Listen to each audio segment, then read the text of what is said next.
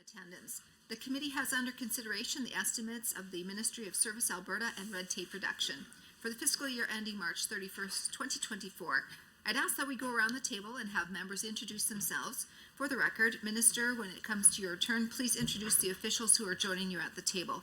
My name is Jackie Lovely, and I'm the MLA for the Camrose constituency and the chair of this committee. We'll begin to my right.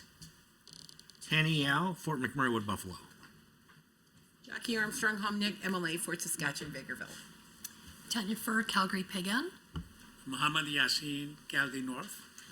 Good evening, Mark Smith, MLA, Drayton Valley, Devon. Good evening, Richard Gottfried, MLA for Calgary Fish Creek. Martin Long, the MLA for West Yellowhead. Ryan Hunter, MLA for Tabor Warner. Dale Nally, Minister for Service Alberta, Red Tape Production. I am here with Lisa Sodonic, Deputy Minister, Richard Isaac, Senior Financial Officer, Christina Danzian, Executive Director of Registries Evolution. Good evening, everyone. Chris Nielsen, MLA for Edmonton Decor. Good evening, John Carson, MLA for Edmonton West Henday. Sarah Hoffman, Edmonton Glenora. And I don't see that we have any members joining us remotely. I'd like to note the following substitution for the record. The Honourable Ms. Hoffman will be substituting as Deputy Chair for the Honourable Ms. Sigurdsson. A few housekeeping items to address before we turn to the business at hand. Please note that the microphones are operated by Hansard staff. Committee proceedings are live streamed on the internet and broadcast on Assembly TV. The audio and visual stream and transcripts of meetings can be accessed via the Legislative Assembly website. Members participating remotely are encouraged to turn on your camera if anyone joins us while speaking and mute your microphone when not speaking. Remote participants who wish to be placed on a speakers list are asked to email or message to the committee clerk, and members in the room should signal to the chair. Please set your cell phones on silent during the meeting. Honourable members, the standing order set out the process for consideration of the main estimates. A total of 2 hours has been scheduled for consideration of estimates for the Ministry of Service Alberta and red tape reduction. Standing Order 59.016 establishes the speaking rotation and speaking times. In brief, the Minister or a member of the Executive Council acting on the Minister's behalf will have 10 minutes to address the committee.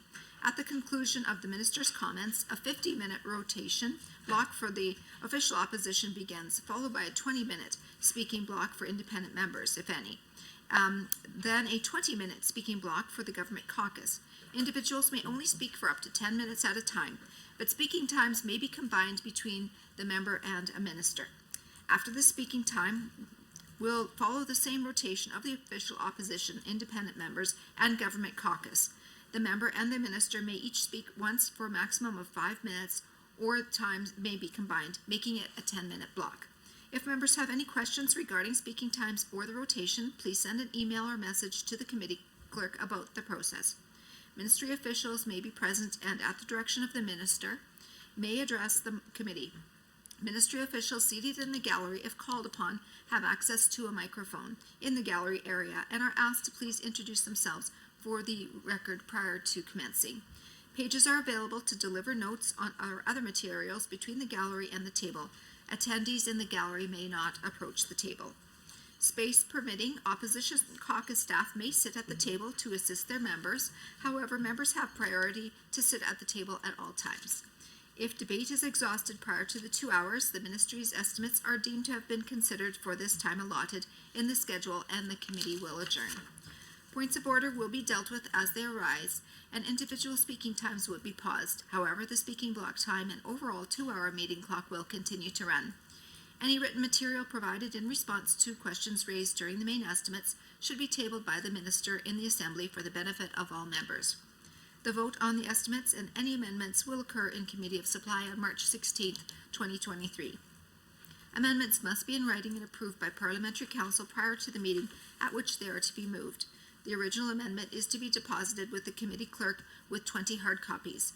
An electronic version of the signed original should be provided to the committee clerk for distribution to committee members. Finally, the committee should have the opportunity to hear both questions and answers without interruption during the estimate debate. Debate flows through the chair, please, at all times, including instances when speaking time is shared between the minister and members. I would now invite the Minister of Service Alberta and Red Tape Reduction to begin with your opening remarks. Please proceed, Minister. Thank you, Chair, and good evening, everybody. I am pleased to be here to present budget estimates for Service Alberta Red Tape Reduction for 2023. As our business plan shows, Budget 2023 enables Service Alberta and Red Tape Reduction's strategic role within government to support affordability, modernization, and the efficient delivery of programs, services, and information. As our business plan shows in Budget 2023, our budget supports affordability, modernization, and the efficient delivery of programs and services. At Service Alberta, we also support economic growth, and we do that through our focus on red tape reduction. We pride ourselves on being a government that is business-friendly, that encourages investment, that ultimately leads to job creation. And so we try to stimulate that as much as possible through our red tape reduction efforts. We also deliver important services that Albertans count on, things such as driver's licenses, vehicle registrations, and birth certificates. We respond to requests under the Freedom of Information and Protection of Privacy Act and promote information through open government because Albertans value their access to information and open government, and so we're happy to support that. But we also support cross-government services like procurement, mail and print services, citizen contact centers, which are often the first point of contact for Albertans looking for programs, services, and information from their provincial government. As you all know, the theme of this year's budget is securing Alberta's future, which is certainly what this ministry's budget is geared for. The ministry works to optimize and modernize the delivery of programs and services, protect Albertans and businesses in an increasing complex and changing economic and social environment, lead, coordinate, track, and report on red tape reduction efforts across government to eliminate unnecessary regulatory burden on business and Albertans, while ensuring priorities like health, safety, and privacy are protected at all times. In a nutshell, my ministry helps to secure Alberta's future by supporting affordability, protecting Albertans, and supporting economic growth. If we can turn to some numbers now, Budget 2023 allocates more than $135 million to Service Alberta and red tape reduction. After factoring in adjustments due to the government reorganization last fall, this year's budget represents a $23.8 million or 21.3% increase over Budget 2022. Of that $135 million total, $57.7 million supports consumer and registry services, which includes consumer awareness and advocacy, land titles, motor vehicles, other registry services, and registry modernization. $71 million supports financial and administrative shared services, which includes procurement services, financial and employee services, central logistics, and FOIP services. $9.7 million supports red tape reduction, audit investigation. About $1.7 million of that supports red tape reduction. The remainder supports audit investigations, which includes the Consumer Investigation Unit. And finally, there's $4.9 million for ministry support services, which includes the ministers' and deputy ministers' offices, as well as corporate services. On the other side of the ledger, projected revenue in the 2023-24 fiscal year is more than $733 million, up $26.2 million from last year's budget. This projected increase is due to anticipated increase in land titles, as well as motor vehicle revenue. Capital investment totals 45.5 million, up 12.6 million from budget 2022 third quarter. This includes 12.8 million for ongoing fleet replacement, 28.7 million for registry services modernization, 4 million for general capital equipment like large format printers, scanners, which are critical in providing registry and FOIP services to Albertans. Now, this brings me to budget item that is the top priority in our department, in our ministry, and that's land titles. We have a backlog. We have a current backlog in land titles that at one point exceeded 84 days. And this is quite substantial because we pride ourselves on being a government that cuts red tape, that attracts investment, and that embraces investment. But we weren't able to support that on the land title side. The challenge that we had is we had an 83% increase to our land titles since early 2021, but we didn't have the ability or the capacity to scale up. We have a largely manual process at land titles. It's primarily paper-based. Now, there have been attempts to modernize land titles. I know the latest attempt that was canceled was in 2017. But in fairness, I also spoke to another minister who worked in government almost 20 years ago, and he told us they were trying to modernize land titles back then. So quite frankly, I wish they had, because it would have made it a lot easier for Albertans now. When the volume of our land titles documents went up by 83%, we just did not have that capacity that we needed to scale up. We had a training program that was 18 months long, and so we took some great efforts to reduce that training program from 18 months down to 3 months.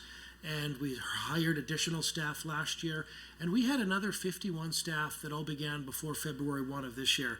So we are doing everything that we can to reduce that backlog.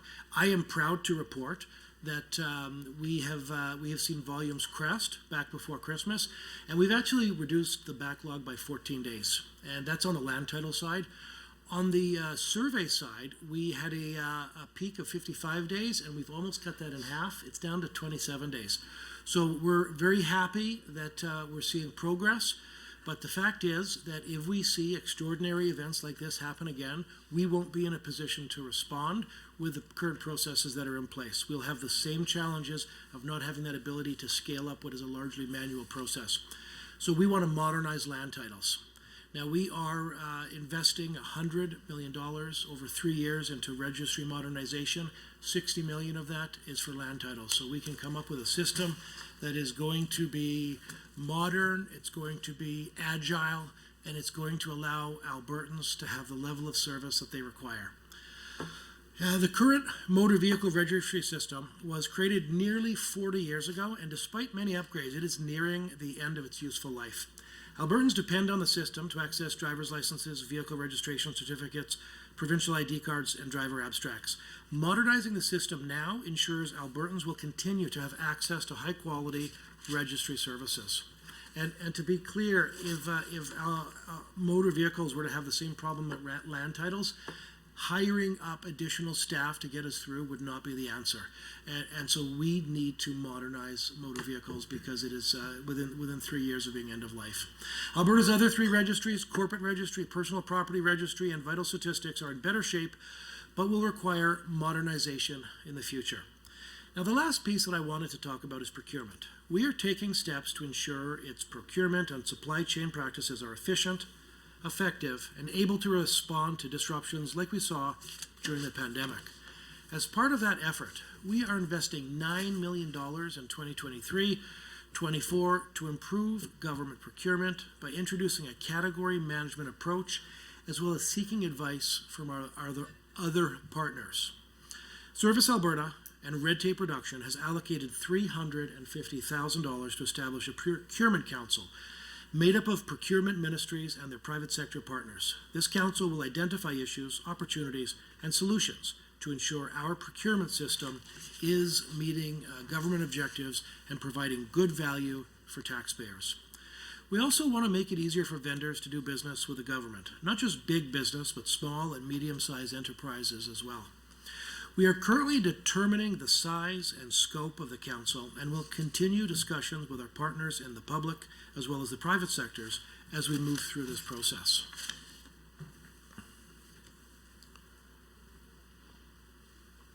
These improvements will drive collaboration between government and the private sector, improve efficiency, and most importantly, save taxpayers millions of dollars.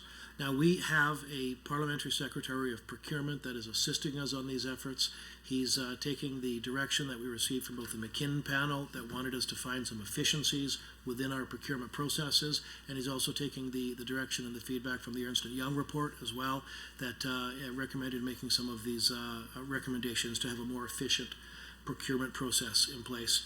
To sum up, you might say that this year's budget is our ministry's modernization budget. We are making prudent, smart investments in critical economic infrastructure that will spur growth for Albertans and serve the needs of individual Albertans for years to come. This concludes my opening remarks, and I would be happy to answer any questions that you may have. Minister. For the next 50 minutes, members of the official opposition and the minister may speak. Honorable members, you will be able to see the timer for the speaking block both in the committee room and on Microsoft Teams. Members, would you like to combine your time with the minister? Minister, what's your preference? Sorry, block time, please. We'll go with block time then. Please proceed. Thank you, Madam Chair, and thank you to the Minister and all of the Ministry and Department staff that have joined the committee today to take part in budget estimates process for the year 2023. There is no doubt a number of important initiatives within the Ministry of Service Alberta and red tape reduction, and I look forward to our discussion today. I will just take a moment to say that I am disappointed that for the third year in a row, the Ministry of Service Alberta and the Minister are not willing to go back and forth. I think that as members, we have very limited opportunities to question the government on their budget priorities, and I think that it does a disservice to Albertans in terms of the transparency and the ability to go back and forth and really dig into some of these numbers if we aren't able to go back and forth, but fair enough. First, I want to take a moment to review residential tenancy dispute resolution services and what is here in the budget. On page 195 of the government estimates, operating expense line 2.1, consumer awareness and advocacy shows an increase of $2 million for the forecast of 22-23 compared to what was budgeted for this year previously, from $7,480,000 to $9,480,000, if I'm correct. And so I'm hoping the minister can explain why the difference there, and maybe they did in their opening comments, but they can reiterate that if so. Additionally, there seems to be a substantial reduction in this line item looking forward to 23-24, going from $9,480,000 to $6,660,000. So I'm hoping the minister can provide details about the reduction that we are seeing there. The description of this line item, it seems, has also changed substantially compared to last year's budget documents. The description no longer contains reference to investigating fraud and consumer complaints and administering the 310 call center, though there is reference to audits and investigations in the description of line item 3.2. And so I'm just hoping to have clarity if the operations no longer listed in 2.1 have all been moved to line item 3.2, hoping to find out if any of these operations move to a line item separate from 3.2 or to a different ministry entirely. Also hoping to find out if any of these operations have been reduced, whether in budget allocation or in dedicated full-time or part-time employees within that area of the department. I'm also, I'm wondering, because the government estimates from last year shows the budget for 22-23 at nearly $15 million, which is a much different than the current forecast shown in this year's government estimates at $9,480,000. And so I'm just looking for some clarity on that. Additionally, I believe that there was reference to it in the minister's opening statements, but in reference to the 310 call center, maybe the name has changed, but I'm hoping that the minister can provide any performance metrics regarding that 310 call center and its effectiveness in supporting Albertans who are looking to connect with government services. Specifically, I'm hoping to find out how much has been budgeted for the year 22-23 specific to this call center, and looking for that same budget allocation for the following year, 23-24. Now, line item 2.1 on page 195 again of the government estimates continues to support the important work of the residential tenancy dispute resolution services. I'm hoping the minister can provide the cost within this line item specific to the RTDRS's operating expenses for this year. As well, the projected cost specific, so same question about the forecast for the year 23-24. I'm also hoping to find out if any operations, including the administration of this program or amount of staff, again, whether part-time or full-time, has been affected by the reduction that seems to be in line item 2.1 that is projected for the year 23-24. And I believe I will come back to the RTDRS, but hopefully we'll be able to receive some answers on those initial questions from the minister when we have the opportunity. Page 118 of this year's ministry business plans shows in performance measure 3B that in 22-23 only 41% of urgent tenancy dispute resolutions were heard within the established 15-day timeline. Now, no doubt, I think that most Albertans, including myself, are incredibly disappointed to see this figure. The work of the RTDRS is crucial to so many Albertans, and it deals with something as important as housing and disagreements between landlords and tenants, often affecting vulnerable communities across our province. This process should be accessible and delivered in a timely manner, ensuring that Albertans believe enough in the system to use it, freeing up crucial space in our courts. So I'm hoping regarding this performance metric that we see in the government budget documents, I'm hoping to find out why this number has dropped further to 41%. Last year in those budget documents, we saw the same concerns with 50% of disputes being heard within 15 days, and things seem to be getting worse, not better, based on this performance metric. And so I'm wondering why we continue to see a drop in that percentage of disputes being heard in 15 days. During the last estimates process, the ministry business plan had a target for this year, the 22-23 year, of 83%, much higher than what we're currently faced with at 41%. And so I'm just wondering from them until now, what problems arose that weren't foreseeable at that time between the target of 83% and now sitting at 41%.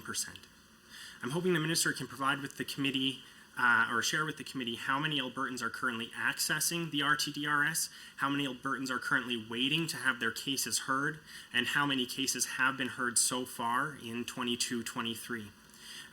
For reference, I'm also hoping the minister or the ministry could provide the committee with the number of applications that were heard in 2021, when on average 94% of urgent tenancy applications were being heard within 15 days. And so again, the targets over the last 2 years have been on a steady decline, or quite a significantly rapid pace decline. And so I'm looking to understand again the number of applications that we saw in 2021, if the minister is able to provide that for us, so that we can compare how many cases are being heard, if that is potentially part of the reason why these performance metrics are being missed by such a large margin.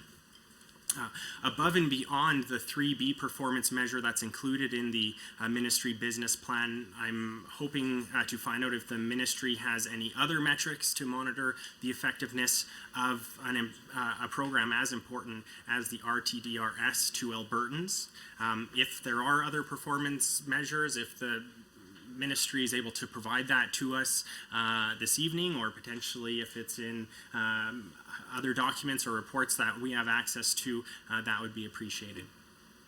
Again, looking at 3B, the minister or the ministry lists percentages of cases being heard within 15 days, and so I'm hoping the minister can provide the committee with information regarding how many of these cases have been heard. And so Madam Chair, different from my original question, but how many of these cases have been heard but are waiting to be resolved, what the average timeline for resolution is after the case has actually been heard.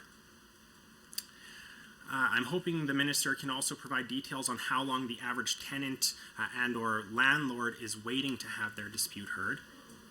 how the ministry or the minister proposes to increase the percentages of Albertans having their disputes heard in 15-day time frame that is provided in this performance metric to 85% in 23-24, as is shown in the ministry business plans, reflecting on the inability to increase, and in fact seeing a decrease in where we actually are this year in terms of timelines for cases to be heard. I'm wondering how the minister proposes to raise this percentage by so much when we weren't able to do it over the last budget cycle, and in fact have done the opposite. I'm hoping to find out what the current percentage of urgent tenancy applications that are being heard within the 15-day time frame is, and hoping to find out if that's different than the 41% that we see here. So since these budget documents have been released, if the minister is able to provide any sort of reassurance or new performance metrics that show that things are going in the right direction and not getting worse as we've seen so far. Is the ministry collecting any data or tracking any performance metrics specific to the introduction of the Mobile Home Sites Tenancies Act, and also hoping to find if they can provide any information or potentially, again, performance measures about how that's impacting the RTDRS as a whole. I appreciate I've gotten through a lot of questions here. I think I'm almost at the end of my questions for the RTDRS for this moment, Madam Chair. My last question, can the minister provide a breakdown of who is accessing the RTDRS services? For example, is it primarily renters concerned about evictions, concerns about payments of rent? Is it landlords concerned about actions of tenants, etc.? So I'll leave it at that. Thank you, Madam Chair. Thank you so much, member. We'll go back over to the minister now for a response.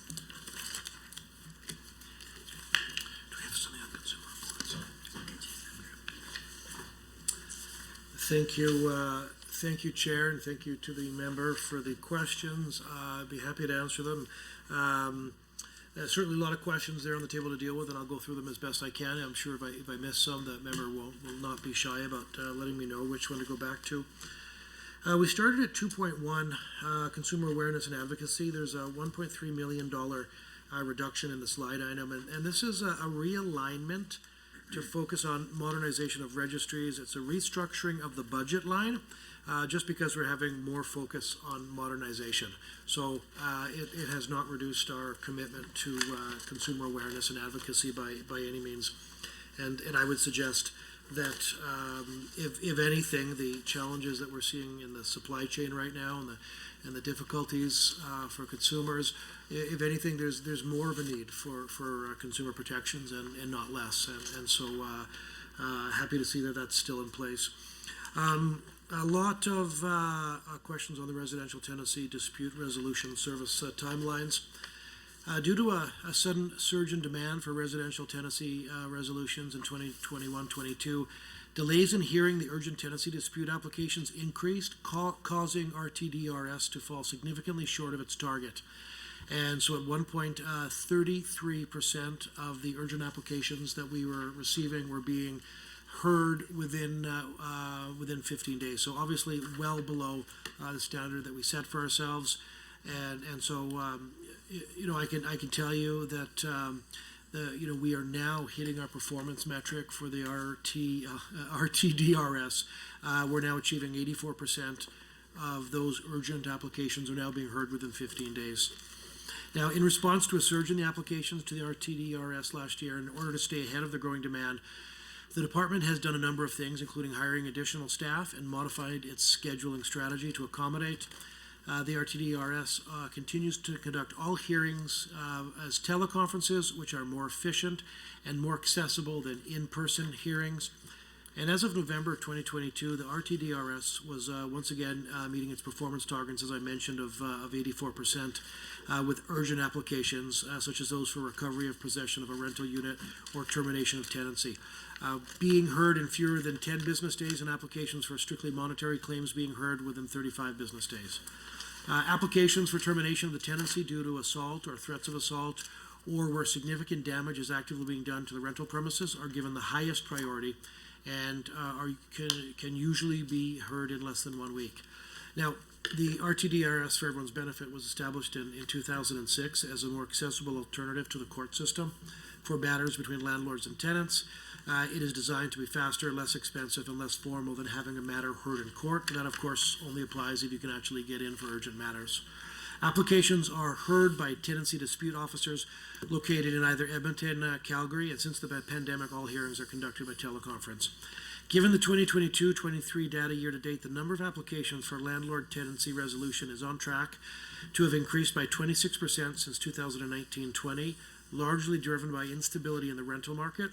This is a result of several complex and intersecting factors, including fallout from the COVID-19 pandemic, the trend towards working from home and needing more space, changes in levels of employment in the province, tenants changing jobs, worker migration into the province, high inflation, and of course the availability of affordability housing.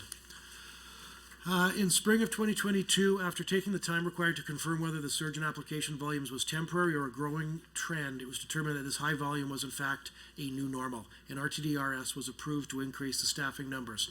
As of January 2023, RTDRS has added 5 new tenancy dispute officers and 1 information officer, and is adding an additional information officer in the coming weeks. The increased number of staff have brought the wait times down considerably, and as I mentioned, 84% are being heard within the 15-day standard for urgent applications. Now, the number of applications to RTDRS since fiscal 2019 and 20, they were 11,130, and then in 2021, 10,973.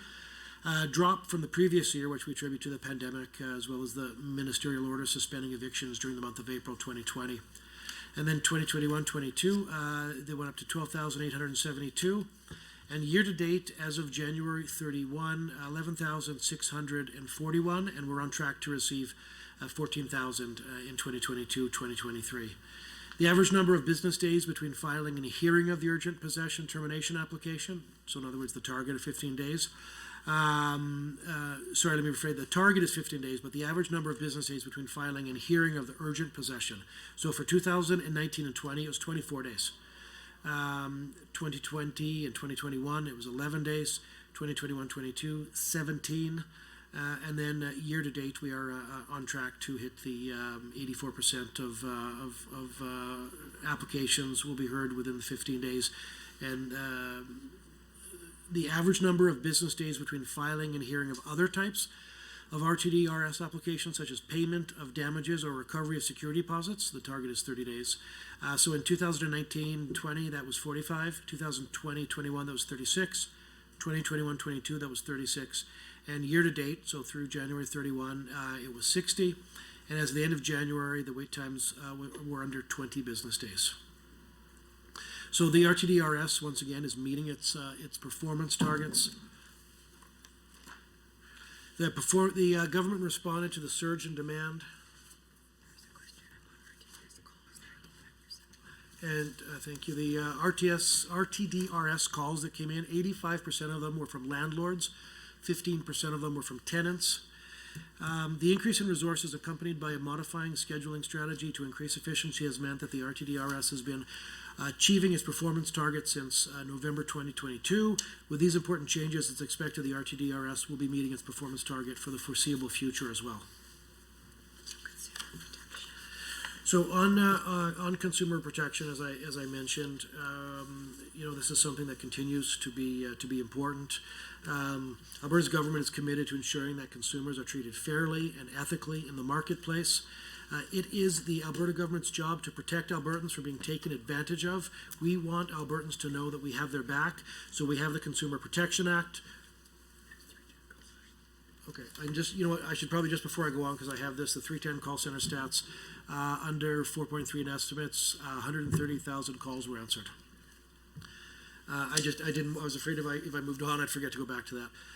It's the Alberta government's job to protect Albertans from being taken advantage of. So the Consumer Protection Act prohibits businesses from charging a price that grossly exceeds the price of similar goods or services without informing the consumer of the difference and the reason for the difference. Consumers can report suspected unfair practices, including pricing without explanation on grocery items that grossly exceed the price of similar items to the report or rip-off line. Now, Service Alberta and Red Tape Reduction protects Albertans through the investigation of potential violations of consumer protection and tenancy laws. Businesses found guilty of price gouging can be fined by the courts up to $300,000 or receive up to 2 years of jail time. Later this year, the Competition Bureau of Canada will release a report from its investigation into grocery price fixing that was conducted between October to December of 2022. We look forward to receiving that, and we'll be monitoring that very closely when we get the results. Is that for me? Oh, thank you. Okay. Just before I go on to Mobile Homes Tenancy Act, I also want to say that that our message to the consumer protection units in Alberta is to use every leverage that they can to make sure that Albertans are protected at all times, and we're seeing that. We're seeing that in the industry. We're seeing that in the audits and the investigations. Now on the Residential Tenancies Act with regard to mobile home site tenancies, rent control. Sorry, just one second. What's the question on this one? Okay. I believe one of the questions was on rent controls regarding the mobile site tenancies, and you can clarify if I've got that wrong. The challenge with rent controls is we tried this in 2000. It was in the 1970s we tried it, and it didn't work. It was a deterrent and a roadblock to investment and future buildings coming online, and so we ended up having to pull it in the 1980s because it didn't achieve its desired outcomes. So, we know that the challenge forward is to have increased competition and more choice. So the way to deal with this for us is through the affordability measures that we've taken. As you know, we have $2.8 billion of affordability measures for Albertans. We are providing $100 a month for low-income families. We're providing $100 a month for low-income seniors. That's in addition to the 13 cents a liter that we're taking off the pump for taxes, and of course. Thank you, Minister. I will head back to the official opposition. Thank you, Madam Chair. I appreciate the Minister doing their best to answer those questions, and I might say that we received more answers than usual, so I appreciate that. Just going back to a few pieces that were just gone over, specifically quickly on the 310 call center and its effectiveness in supporting Albertans who are looking to connect with government services. I believe there was a figure in there regarding how many Albertans have accessed it. I'm again hoping to hear how much has specifically been budgeted for the 310 call center, and while the Minister is getting that information, if possible, if they could confirm what line item that is coming from. And again, looking for the projection from 23-24, is that a number expected to stay flat? Is it going to increase, decrease? That would be appreciated.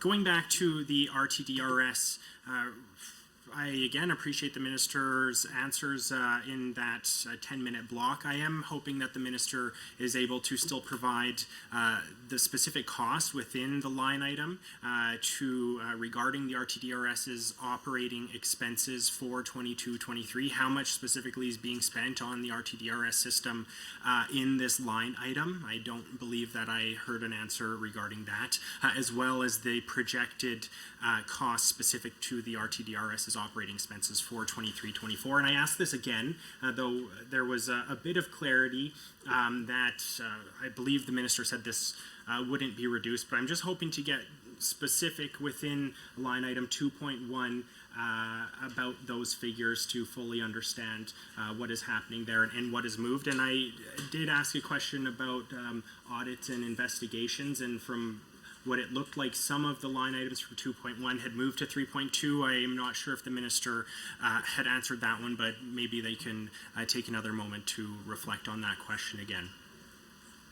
And finally, I guess on the RTDRS point, I think this was touched on regarding the increase of certain staff within the RTDRS, and so I can appreciate that. Again, this is very important services that are being provided to Albertans, but I do once again want to confirm that while certain full-time positions or part-time positions may have been filled in that that area of the department that potentially somewhere within the same area didn't see a reduction in part-time or full-time equivalents, and so I just want to again confirm if the minister confirm whether there has been a reduction or if the figures that the minister just mentioned are above and beyond what is currently there, and there's no plans for a reduction into the future. And so just moving on now, I believe, to land titles and registries. We've heard the opening comments from the minister on this, an important topic, and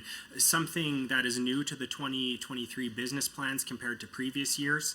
We see key objectives and performance metrics related to land titles processing, and while this topic, again, was not previously included in the business plans from this current government, there's no doubt that this has been an important issue for Albertans over the last few years, and it's an issue I'd argue that this government has been slow to address. I'm sure the minister will argue the opposite. But throughout 2021, the minister at the time was musing about the privatization of certain registry services, going as far as including it in the 2021 fiscal plan. We even saw the ministry collecting expressions of interest for privatization of these services, and at that time many Albertans were concerned with the lack of consultation and lack of detail made public to support the government's decision. Then, seemingly at the 11th hour, the government went back on their decision, as far as we can tell, to privatize these services. And so I'm hoping that the minister could explain what happened between the expressions of interest coming in and the decision of this government to, from what we can tell, stop the privatization of these services, at least for now. Has there been any cost implications based on the administration of the proposal to privatize these services? So through that process of expressions of interest and preparing these documents and everything else, I'm hoping to find out if there is a cost to Albertans for that process. I'm hoping the minister can provide a breakdown of what this process cost again and what line item this can be found on in the government estimates. Hoping the minister can provide a commitment to Albertans that this government, as long as they're in power, are no longer considering privatizing these services now or in the future, especially as from what we see in these budget estimates, we are, as Albertans, going to be investing tens of millions of dollars into this process for these important services. Now, on January 16th, 2023, the Edmonton Journal reported that Kate Watt, an assessment and taxation branch manager with the City of Edmonton, warned property owners that the Alberta Land Titles Office was about 4 months behind in processing and registering land title transfers. This fact meant that many property owners are or were receiving their property tax information to their old address, which could potentially lead to late payment fees for a property owner in the City of Calgary. That could mean having to pay an additional 7% on top of their property taxes. Another report from CBC on October 23rd, 2022 detailed Wes Price, an Edmonton condo owner who bought their condo on June 30th, 2022, and had still not received their land title documents at the time of the report, October 23rd, 2022. The story goes on to explain that Albertans had, Albertans who had recently bought a property, again, similar situation, Madam Chair, had to pay late payments because their documents weren't coming to the proper place. Now, in this report, it explained that the provincial government has a process for receiving compensation based on certain criteria, and that Albertans may be eligible for compensation under the property tax late payment reimbursement program through the Alberta government. So I'm hoping the minister can detail which line item that would be contained in, if it is indeed in their ministry. I'm hoping the minister can provide the committee with the total expenses specific to the delivery and administration of this program for the 22-23 year, as well as a forecast for the 23-24 year, if they expect it to go up, down, stay the same. I'm hoping to find out if the ministry tracks any key metrics related to the use and administration of this program as it relates to the operations and expenses to this line item. And again, I apologize if it happens to be administered through a different ministry. I'm happy to have that clarification. Hoping to find out how many Albertans applied for this program in 22-23, how many received funding, how many were denied. If they were denied, potentially a breakdown of why that would be happening. Again, hoping to find out if the ministry projects more or fewer Albertans applying for this program in 23-24, more or fewer Albertans receiving reimbursement. Now, the government business plans for 22 to 25, and so last year's business plans, Madam Chair, listed an initiative supporting key objectives, $10.1 million to be allocated to registry transformation projects to modernize online services delivery for land, personal property, corporate, vital event, and motor vehicle registries. I'm hoping the Minister can confirm that the entirety of this budgeted $10.1 million from the last budget cycle is projected to be spent in 22-23, as it was proposed in the last budget documents. My apologies for the confusion there, Madam Chair. But again, hoping to find out if any of that previously allotted or allocated $10.1 million did not get spent as proposed in this budget cycle. And further, if any of that money has been reallocated to the 23-24 initiatives supporting key objectives funding we see listed on page 117 of the 23-26 business cycles, or business plan, excuse me. About a minute and a half left, so I'm going to jump to something quite different, Madam Chair, regarding FOIP. Now, line item 4.4 on page 195 of the government estimates lists the costs associated with, among other things, the administration of the FOIP Act and Personal Information Protection Act. We see about $900,000 added to this budget line item in 23-24, though I believe some aspects of the FOIP process have actually moved to the Ministry of Tech and Innovation, including some administration of PIPA and Part 2 of the FOIP Act. And so I'm looking for some clarity around that line item. I'm hoping the Minister can explain why this line item is increasing, while based on the description of the line item on page 194, the services administered through this part of the department in this line item have actually been reduced, and some clarity on that. I'm hoping the Minister can provide the specific costs associated with the administration and delivery of the FOIP Act and PIPA as shown in line item 4.4 on page 195 for the 22-23 budget year, and again looking for further detail for the projected 23-24 budget year. So I think, Madam Chair, there was a lot there. I do have more questions regarding FOIP, but I will take this opportunity to listen to the Minister's response. Thank you. Thank you, Member, and we'll go over to the Minister for his response. Thank you, MLA Carson. I think you actually got more questions in that second one than you did in the first one. So again, I'll do my best to go through this, but you can bring to my attention if I manage to miss any. The 310 call center, as I mentioned, we had 130,000 calls, and we're forecasting that number to remain the same this year as it was last. And we have that in 4.3, as you mentioned. We have this in Central Logistics 4.3. The formal increase to Central Logistics Branch is a corporate supplier of several goods and services to Government of Alberta ministries, comprising regular and continuous contact center services for clients, including Office of the Premier, Health, Parks and Protected Areas, and Technology and Innovation, as well as temporary stand-up of operations to full-time Premier or other priorities, including the recent Affordability Action Plan information line. Now, there's a lone worker employee safety monitoring is also included in that, and there's centralized evergreening of general use vehicles and administration of the executive vehicles program. Consistent data management, taxable benefit administration protocols for GOA employees who regularly drive general use vehicles, as well as provision of standardized GOA employee photo ID card and building access card management for several locations in the downtown Edmonton core. Management of the provincial internal mail system, as well as processing of all incoming and outgoing Canada Post mail, as well as centralized management of regularly scheduled and on-demand print services, including tenant services for unique needs printing requirements. Central Logistics Branch aims to be a cost-neutral operation for the Government of Alberta. And as I mentioned, the 310 line is, of course, in there. You had asked about some performance targets. The target land titles is working towards, in a normal service delivery of 10 to 12 business days, will be at the end of this 23-24 fiscal year. Now, I'm going to say this in front of my official because I won't be surprised if they under-promise and over-deliver on that one. So even though that's the target, is to be under 10 to 12 days by the end of the year, I wouldn't be surprised if we overachieved on that. With modernization complete in 3 years, the business plan reflects a target of 5 business days. And that's very exciting because that quite frankly, is the level of service that Albertans not only deserve but are entitled to. And we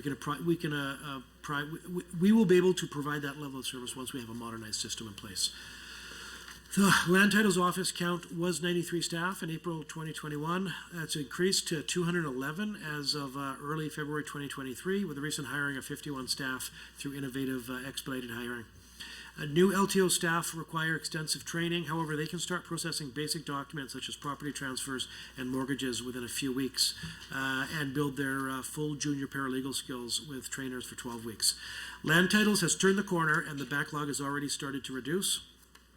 We peaked just before Christmas at 84 days in late 2022, and we are now at 71 days. So we're very happy with the improvements that we've seen there, and we're going to continue to go in that same direction.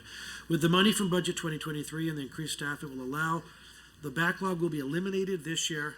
Exact dates depend on what the incoming volume will be this spring. So far, the incoming volume has been down about 13% from what we forecasted, so that slightly lower forecasted volume is translating into some assistance as well. Service in Alberta and Red Tape Production has established a team dedicated to modernizing Alberta's registry systems, and will complete this while also reviewing policy and legislation that currently creates barriers. In terms of performance metrics, I think we covered that already, so we don't need to repeat that.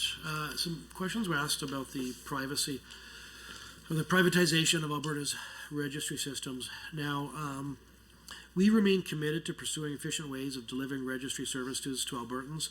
Registry services for Albertans need to be modern, accessible, efficient, and secure. We have always said that we owe it to Albertans to look at every possibility to improve delivery of registry services, and that any proposed transaction would have to make sense for Alberta taxpayers. The process we followed has worked the way that it was supposed to. After considering many viewpoints and exercising due diligence, Alberta's government has determined that a privatization of registry services is not the best approach at this time. Service Alberta and Red Tape Reduction has established a team dedicated to modernizing Alberta's registry systems, and will complete this while also reviewing policy and legislation that currently provides barriers to system limitations.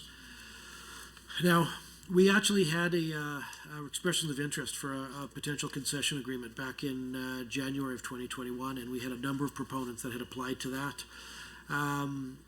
Service Alberta and Red Tape Production currently uses a mix of delivery models for its 5 registry services land titles: corporate, personal property, motor vehicles, and vital statistics.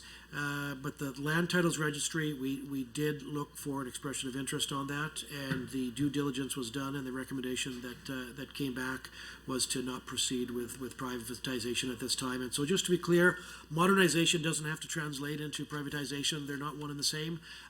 Albertans deserve fast and efficient service. That's what we're committed to doing. It doesn't have to be done fast and efficient through private means. It could be done through current status quo, just with modernized systems. And that's why that's why we call this the modernization budget for Service Alberta.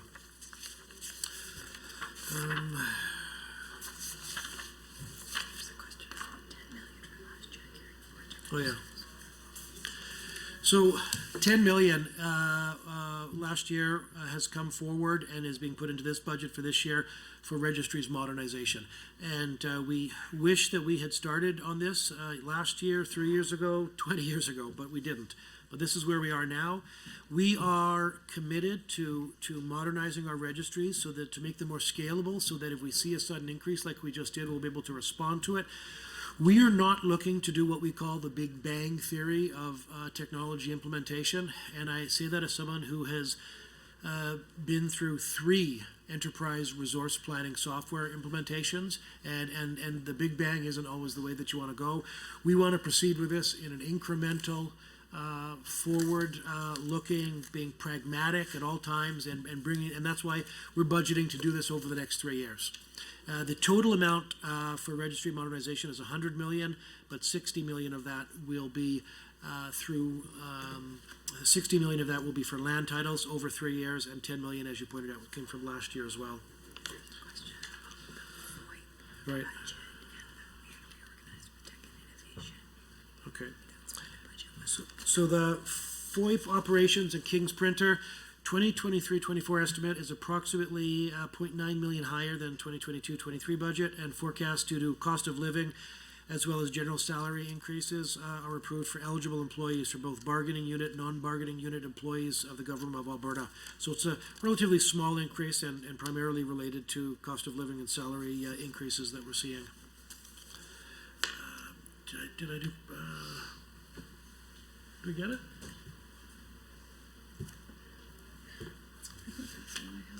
Did we get it? Well, I could.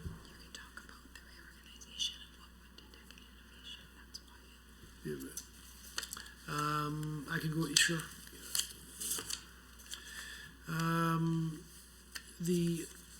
Sure, I'll start right here.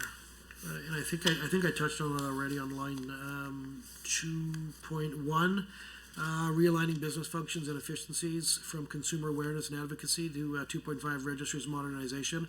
And just again, it was just a realignment to focus on modernization of registries. And it was essentially, the best way to put it is the restructuring of the budget line because of our focus on modernization. And I hope that I've impressed that upon everyone here. Our number one priority is fixing that backlog in land titles. We had a question. I knew there was one that I didn't answer. It was property tax reimbursement. Now, Albertans will not have to pay any property tax penalties from the municipality. That will be covered by the government of Alberta. We have budgeted $400,000 for that.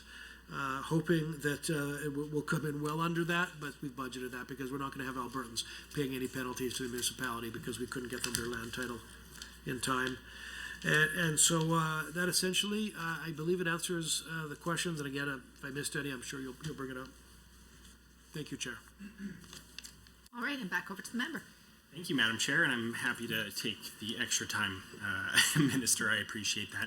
I think, and I appreciate the answers that I received there. I think that there's one within specific to line item 2.1 that we just haven't quite gotten to yet, Minister, and that is regarding the cost within this line item specific to the RTDRS's operating expenses for 22-23. And so again, just the entirety of the RTDRS system, I believe, is within that line item. If it happens to not be, then you can point to where it is hosted, but I'm looking for a breakdown specific to RTDRS and how that system or that program is broken down within that line item. And again, while you are looking for that, I'm hoping to find the projected cost. Same question, but for 23-24, and so what the forecast looks like. Madam Speaker, there were a couple other questions that I don't think we quite got to the answer.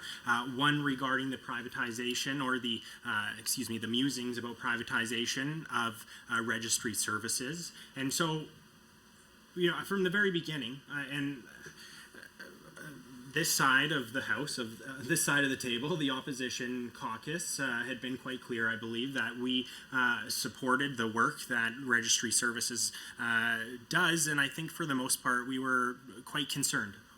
Well, not for the most part, we are entirely concerned about the idea of privatizing this. I think that from the government's own estimates, that it's quite clear that there is an opportunity here to provide, of course, better services than what Albertans are currently receiving from this ministry. I think that's quite clear that there's an opportunity there, but also an opportunity for revenue generation, and we said that from the very beginning. I mean, it's one of the reasons why I signed up as an MLA or put my name forward as an MLA, because I believe in government providing services, especially when there's opportunity to provide such vital services and see revenue on the other side of that, Minister. And so I don't think there's any disagreement here that this program should move forward, that there is an opportunity and a need to invest in the modernization of these services. And so I am personally thankful that you didn't, that the ministry didn't move forward with this. But I think that it's still important that Albertans have an understanding of what the cost of that process was. And so if there is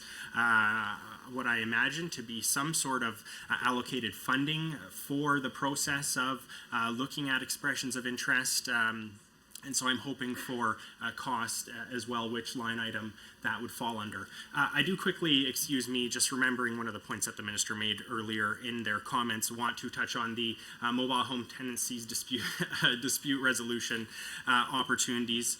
I want to clarify that at no point did I say anything about rent control, Madam Speaker or Minister. It was simply a question about if they have any performance metrics regarding mobile home sites tenancy and the addition of that within the RTDRS, if they have any key metrics that aren't included in the business plans, if they could provide some of that information, whether it be around how many Albertans who currently live in what would be considered mobile home tenancies, if they can provide any details about that. And so again, just thank you for the opportunity to clarify. Now, going back to the two stories that I referenced earlier from both the CBC and I believe the Edmonton Journal, and it is quite interesting to hear that indeed the government is going to be covering at a cost of what was earlier explained to be $400,000. If we could get a further breakdown of that number, how the minister came to that number, I imagine, since they have this $400,000 figure, they can provide a breakdown of how many Albertans that is supporting, how many Albertans across the province have actually been subjected to what was about to be late fees until the government committed to, and this is, as far as I know, the first I'm hearing about that, fully covering those costs without exception. And so looking for a breakdown of how many Albertans are eligible, as well if the minister expects to see more or fewer Albertans next time around eligible, or how long, I guess, the minister plans to carry this program forward where people no longer have to apply, as far as I can tell. And so again, looking for clarification on that, if the application process has completely changed and the opportunities for people to get access to that have become much simpler. Some clarification on that. Now, it's also quite interesting, Madam Chair, to hear that this $10.1 million that was previously committed in 22 to 25, the 22 to 25 business plans for Service Alberta, that $10.1 million that was previously allocated to registry transformation projects to modernize online services delivery for land, personal property, corporate vital event, and motor vehicle registries, that money wasn't spent, as far as I can tell from the minister's comments, as it was previously allocated in the 22-23 budget cycle, and instead that's moving forward. And so maybe some clarity on that if I misunderstood, but as far as I can tell, it sounds like a re-announcement of money that was previously allocated that wasn't spent. And just going back to the opening remarks of the minister, I believe, along the lines of, we wish we could have done more, but we didn't have the funding allocated, but we're seeing right here, as far as I can tell, that the money, there was certain dollars allocated that weren't spent and that have now been moved forward. And so I would appreciate some clarity on that, and I apologize if I misunderstood that as well. Just going back to FOIP with my time left, in both the 2019 and 2020 business plans for Service Alberta, there were performance metrics regarding FOIP requests being completed within 60 days or less, as well as a metric for percentage of FOIP requests handled without complaint to the Information and Privacy Commissioner. These metrics are no longer in the business plans. Indeed, as far as I can tell, there's no FOIP metrics nor key objectives related to FOIP. Access to information, of course, is an important aspect of transparency within the government, so I'm hoping to find out why the minister has decided to continue leaving these metrics out of the business plan, as the previous minister did, I believe, for potentially the last 1 or 2 years. While there are no metrics or key objectives in relation to FOIP included in the ministry business plans this year, page 115 explains the ministry will continue to respect and protect the privacy of Albertans' personal information and will ensure the government is transparent through the FOIP Act. In this regard, since almost all details about FOIP have been removed from this year's business plans, I'm hoping the minister can explain when Albertans can expect the 2022-23 FOIP annual report. I'm hoping to have the minister detail as it relates to the description, ensuring the government is transparent through FOIP on page 115 of the business plan, and as it relates to the operating expenses in line 4.4 of the business plans, how many of these access requests were processed in 30 days or less in 22 to 23.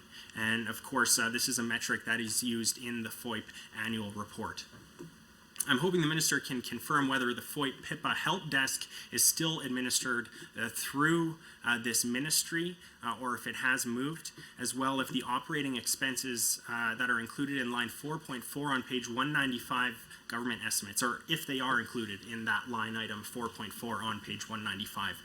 If it is indeed still within the ministry, I'm hoping to confirm how many inquiries about access and privacy have been responded to in 22-23. Moving on to some more general questions, and I believe my colleagues, well, not in this block, but we'll get some more questions from my colleagues quickly. The decision to rename the ministry, rebrand the ministry, I imagine to some extent rebrand materials from Service Alberta to Service Alberta and red tape reduction. My first question is, couldn't red tape reduction have just been included in Service Alberta without the rebranding? I'm just hoping to find out where these costs, additional costs, if any, can be found in the budget document, which line item they are included in, how much of this line item is allocated specifically to the rebranding of Service Alberta to include red tape reduction. With the massive expansion of the number of ministers under this new current Premier, I imagine there's been an increased need within the ministry for services like IT support and other services. I'm hoping the minister can provide a breakdown of costs associated with the large increase of minister positions as it relates to increased support for new staff for all of these new ministers and their staff. Finally, the Deputy Minister's Office is seeing a significant increase in its budget this year on line 2.1. I think I'm going to run out of time, Madam Chair, but maybe we'll get to that. Thank you. 46 seconds to the minister. Thank you for the gift.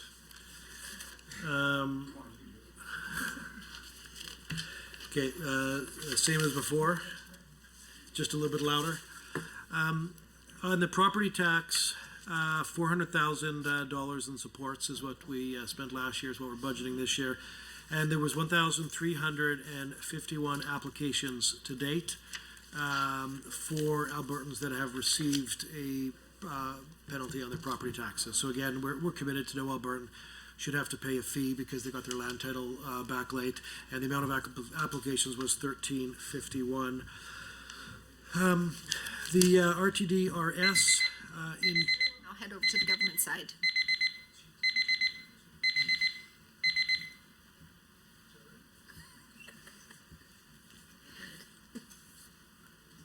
Go ahead.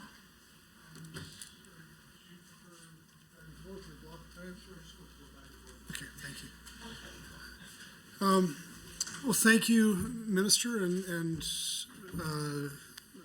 staff and office staff. I just really appreciate you guys taking the time tonight to be with us and to answer to some of the questions that are important to our constituents and people around the province. So,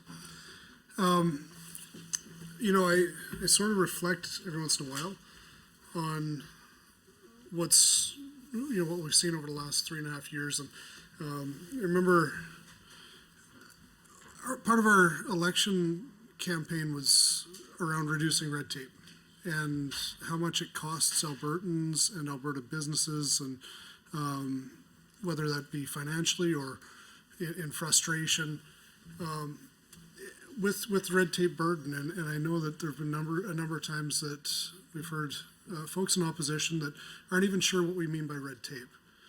And you know, in the last 3.5 years, I can't even count how many conversations I've had with Albertans that they know what red tape is. It's where government just needlessly steps in and has burdens that that aren't necessary. And I understand that you know, as we reduce regulatory burden it can be a delicate balancing act of reducing that burden while ensuring that necessary protections are in place. And so I do thank you and your ministry for considering the need to reduce red tape, but to maintain those protections that we need for businesses, for Albertans, for nonprofits, and the like.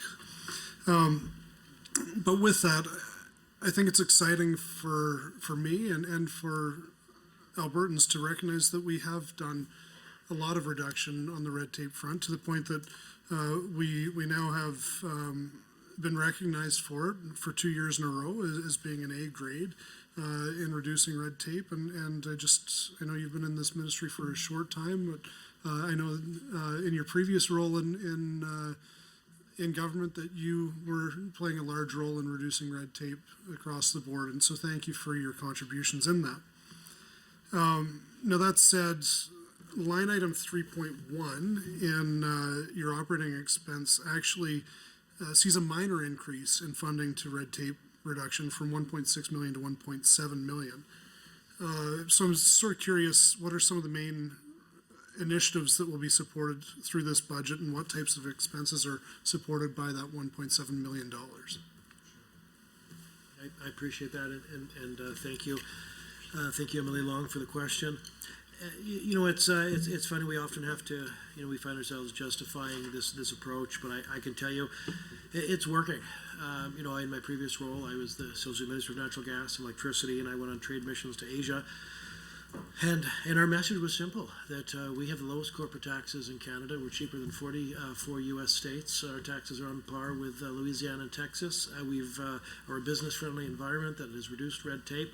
The examples that I give them are the designated industrial zones that help us get to yes sooner. All of that doesn't mean that we don't care about the environment, because I have children, and I hope to someday have grandchildren, and I want them to have clean air and clean water. And so we're not against regulation, we just want it to be responsible regulation.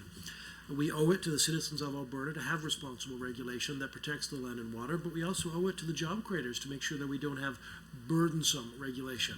Unfortunately, there has been regulatory creep in this province, and so we have gone down a path of reducing red tape. We've actually eliminated 36% of the red tape since we came to government. That's 36% of the red tape that we inherited, but we recognize we brought forward some programs. And so the net red tape reduction is 30%. So we continue to modernize the way that we regulate by shifting the culture across government to regulate only when necessary and with the lightest touch, while ensuring we continue to maintain important health, safety, and environmental protections for Albertans, but focusing on outcomes rather than highly prescribed rules and requirements. We continue to improve government service delivery, provide greater flexibility to innovate, and make it easier for job creators to grow their business. We in Alberta have 12% of the population, but yet in the last year we've created a quarter of the jobs in this country that were new jobs in the last year. That's because of our business-friendly environment, so we know this approach is working. We continue to implement recommendations from Albertans and private sector experts from the 9 red tape reduction industry panels, focusing on high-impact transformational changes that drive economic growth and job creation. To date, about 160 of the panel's recommendations have been implemented, and this is key because these are often not red tape reduction efforts from myself or any of the other ministers. These are from industry experts. These are from Albertans that they have submitted these recommendations.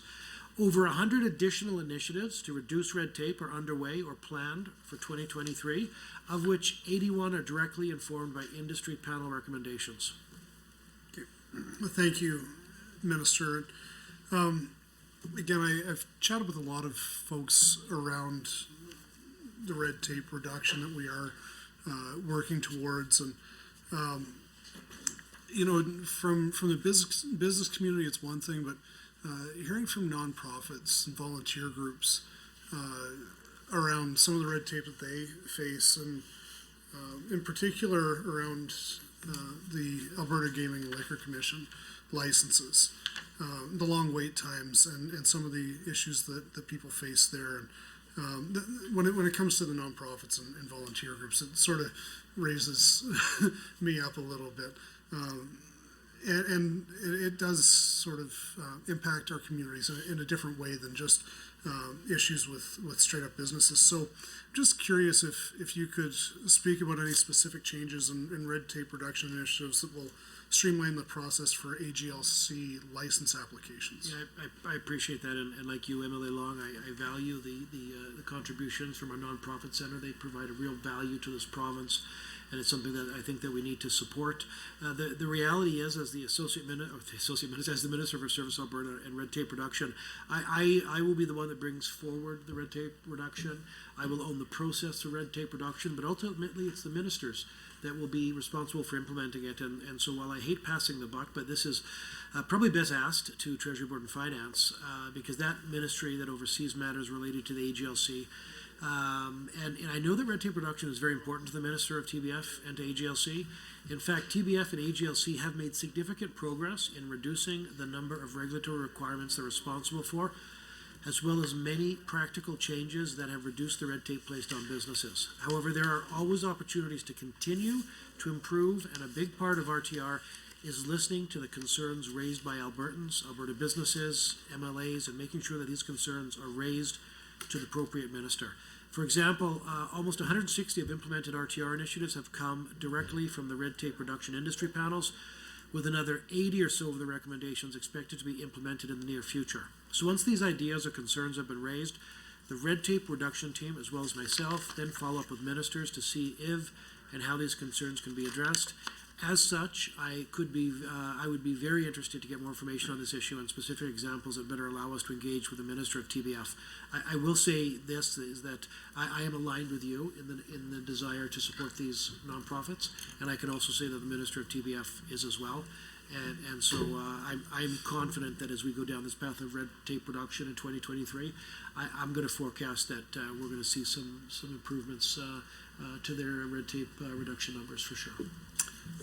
Thank you for that, Minister. Just going to change things up a little bit here, if that's okay. Yes. So specifically to procurement services, if I may. So I'm aware that purchasing of goods and information technology supplies is centralized through procurement services. And on page 195 of the estimates, that the operation expenses for line item 4.1 have quite a significant increase, from 3.8 million in the budget last year and 5.8 million in the forecast to, forecast to $12.7 million this year.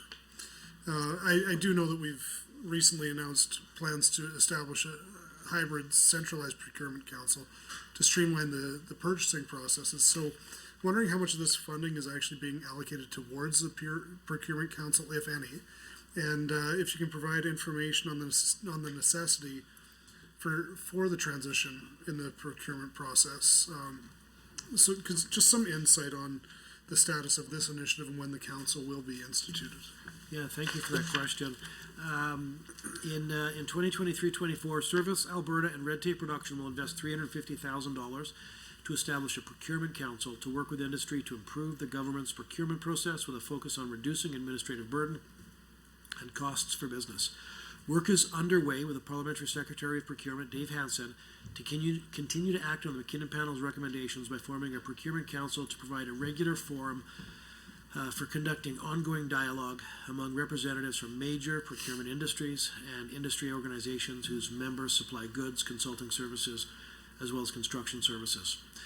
We've seen many marketplace disruptions over COVID, and this has highlighted the need for our government to work closely with industry to ensure Alberta's economy continues to recover post-pandemic. The government of Alberta needs to modernize its procurement practices through category management to continue delivering timely and cost-effective services that Albertans can count on.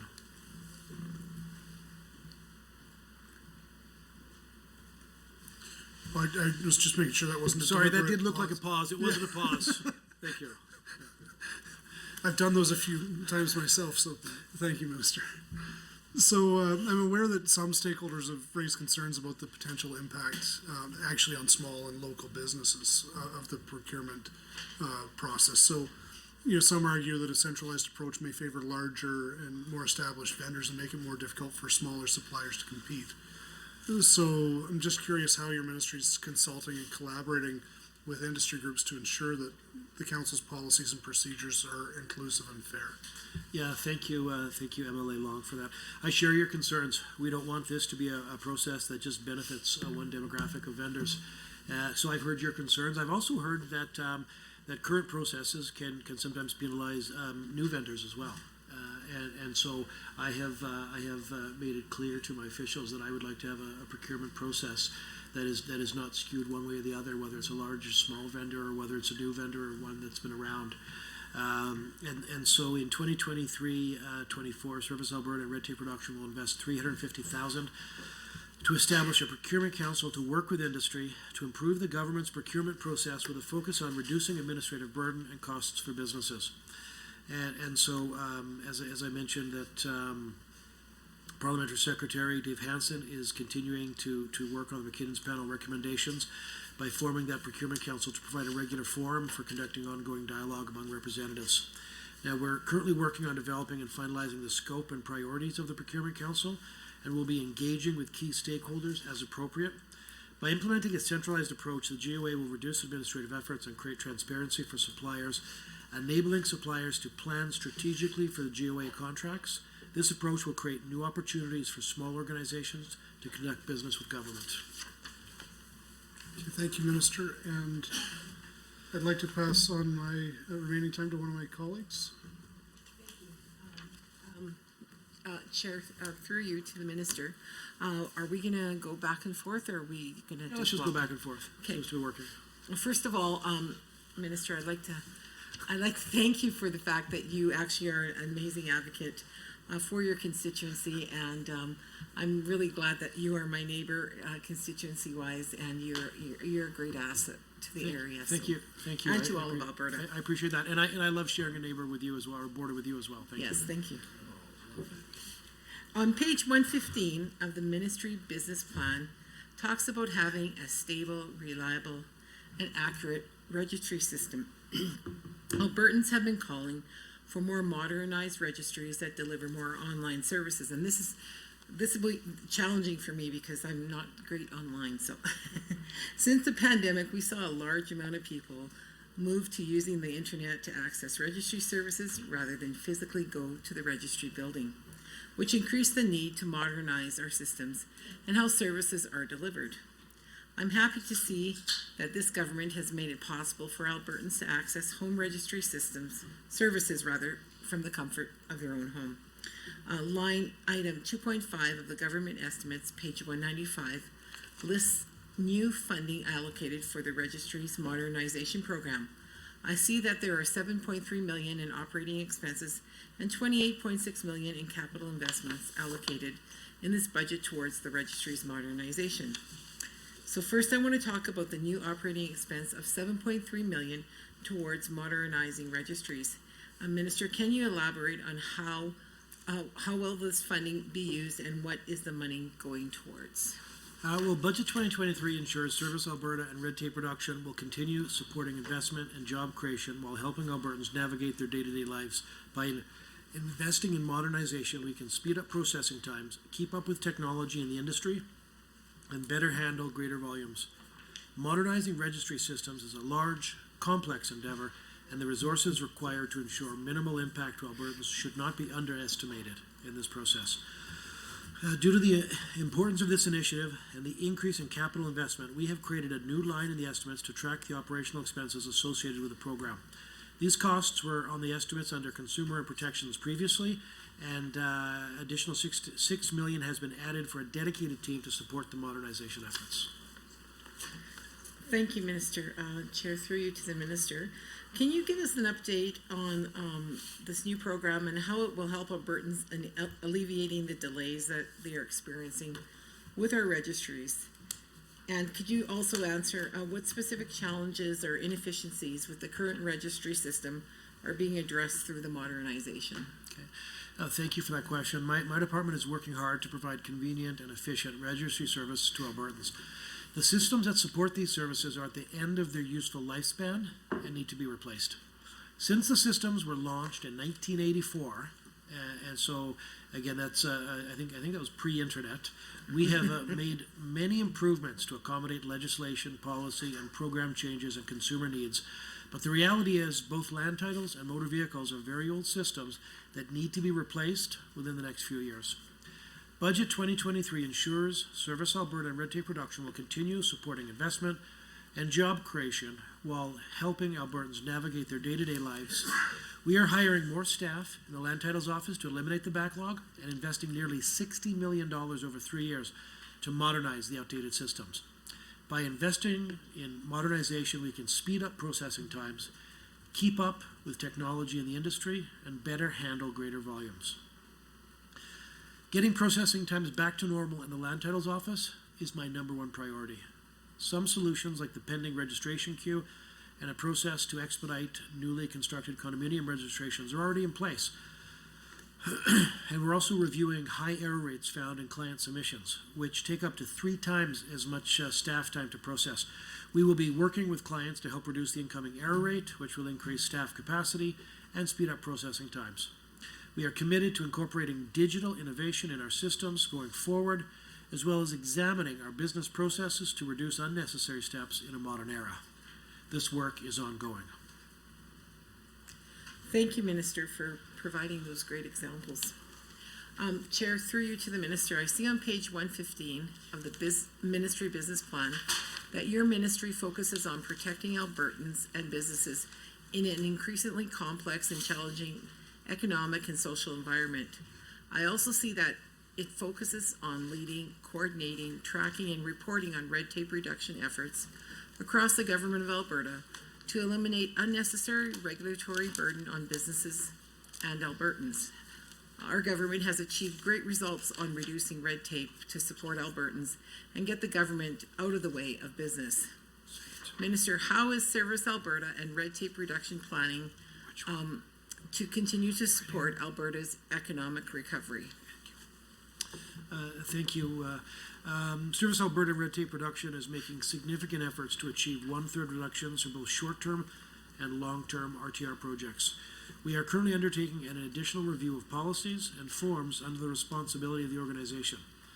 For example, the Motor Vehicles and Registries Administration, MVRA, is anticipating further reductions as they commence a second phase of review of motor vehicle policy and forms.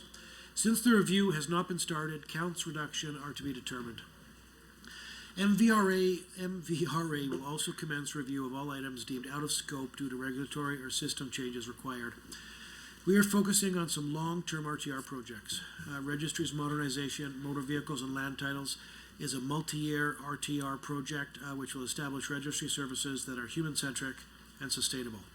A modernized registry system will mean a better customer experience, increased accessibility through online and mobile solutions, reduced error rates and rework, faster responsiveness, and ongoing improvement. Thank you, Minister. I see we have just a few minutes left here. I just was going to say, have you a rough figure of how much the red tape reduction program has saved Albertans and businesses? Yeah, thank you for that question. We've saved $2.1 billion. 2.1, sorry? 2.1 billion. Awesome. Yeah. Okay, thank you very much. Thank you so much, Member. We'll head back over to the official opposition. Thank you very much, Madam Chair. Through you to the Minister, is he willing to share time as he just did with the government members? Let's stay with the block time. It seems to be working well. Alrighty then. I'll begin by asking about Business Plan 1.2 key objective. Actually, it's probably more related to 2.1 around leading government's red tape reduction efforts to improve service delivery and remove unnecessary regulatory and administrative burdens on Albertans and businesses. I will say that I have heard a number of Albertans raise with me personally and directly their concerns around the onerous red tape that's involved with the affordability payments. I know that through this ministry there was an initiative through the registry offices to make it possible for people to go in and actually see somebody in person. Again, that's a privatized position, mostly women, many newcomer women, often racialized, trying to answer for the government's cumbersome process when it comes to applying for the affordability payments. Earlier this session in the House, it was noted that well, it's been known for a long time that only about half of Albertans are even eligible for any kind of affordability payment. And then within that, only about half have received any kind of payment so far. So last week when I attended an event that I know all of us were invited to, an event by the Association of Alberta Registry Agents, they raised for me these women in particular, how frustrated they are that when people come into their offices to receive help with the application process, if they've already opened an application, which many have, they've stayed at home, tried online, like members have said. So not everyone is super confident online with these application processes. They've tried online to apply. They hit roadblocks. They haven't received payments. They go in person, and the registry agent isn't able to edit the application. There is no edit button for registry agents to be able to advocate on those folks' behalf to be able to receive their payments. So often they will try to reapply, but then the applicant will receive a notice that they've been rejected because there's already an open application that they haven't met the criteria for because they weren't able to edit their application. So, Minister, I will say that the registry agents, on behalf of the folks they've been trying to help, as well as many of the folks who've reached out to me saying that they're having hitting roadblocks in terms of accessing the affordability payments, are incredibly frustrated. And I would say that in terms of leading government's red tape reduction, they feel that significant red tape has been added to the work that they're doing to try to receive just a little bit of relief in this incredibly difficult time. And of course, we know that government's payments are set to expire, almost all of them within a month of the next election. So time is of the essence, and they certainly feel frustrated and like they've been hitting roadblocks. So I would say that that is probably the first question I wanted to ask. The second question will relate to the fiscal plan, page 161. I see that your department is seeing an increase of 118 full-time equivalent employees. That is I believe the third largest increase to any government department anywhere. That seems like, a number of people have raised this as an area of intrigue for me, and I think it would be important to answer to this committee and all about why such a significant increase in terms of staffing in this department, third largest staffing increase. And then the last question is, knowing now that the cabinet has been expanded significantly, and that ministers receive fleet vehicles, and that the fleet vehicle program is overseen by the Minister of Service Alberta. Can the minister give a breakdown of how the fleet program has increased in terms of cost this year compared to previous years? What is the cost of operating the fleet vehicle program compared to all of the previous years under this government's term? And if the public service has information for 1 or 2 years under the previous government, that might also be of interest for all of us. I see that I have a little over a minute left, and I'll share that time with my colleague. Thank you, Madam Chair. I suppose I'll ask, since I'm a new speaker, if the minister be amicable with going back and forth. It's already been decided. I wasn't sure. It sounded like we had No. to keep asking. So please proceed with your question. Yeah, no, I appreciate that. Minister, maybe I'll just quickly throw in with the time that I have here around the Procurement Council. Not necessarily a bad idea, making sure that we're getting good value for the money, but based on the history of councils and appointments to boards, agencies, commissions, and things like that, I'm curious, who the government will be thinking about appointing to this council. What kind of planned criteria would there be for the members that would be eligible to sit on this? Certainly, the reason I'm asking our recent experience with the health advocate. So many qualifications, it was absolutely impossible for somebody to qualify for all of that, and therefore there was a bit of a partisan appointment there. So I'm curious what this council will look like. And over to the minister. So thank you. I appreciate the questions.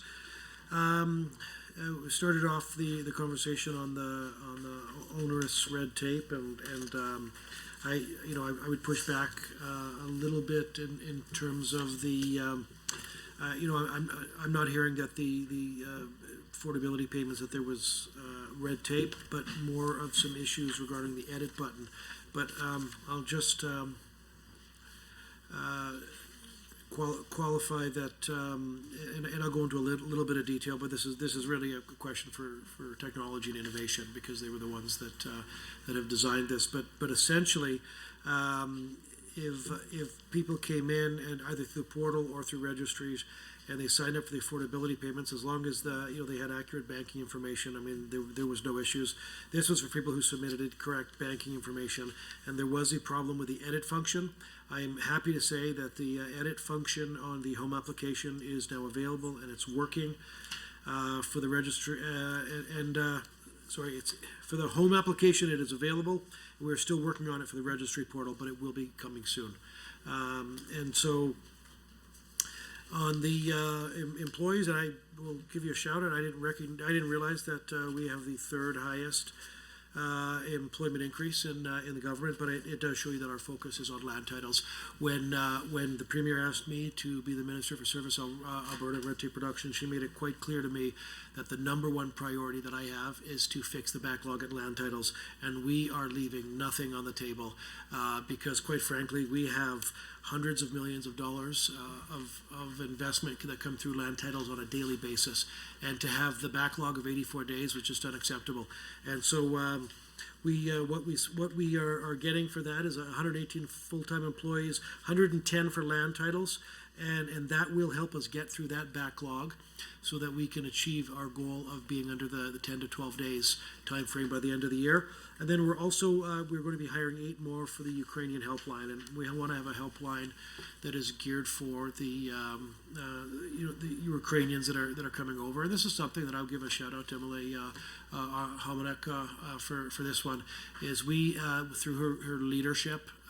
We have drawn a line in the sand, and we have said that we are going to be compassionate partners for this community, and we are going to embrace them and support them as much as we can.